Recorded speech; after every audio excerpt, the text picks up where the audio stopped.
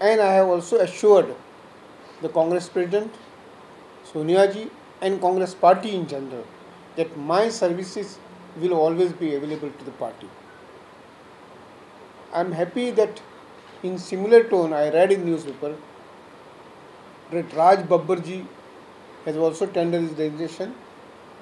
Raj Babbar ji, who is a UP PCC chief, and similarly Bharat Singh Solanki, who is the chief of PCC in Gujarat.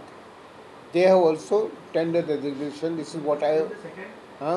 Bharat Singh Solanki, the PCC President of Gujarat.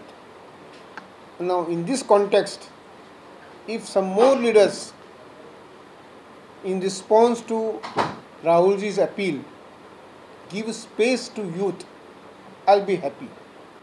I cannot decide who should be my successor, but I can suggest that a person should be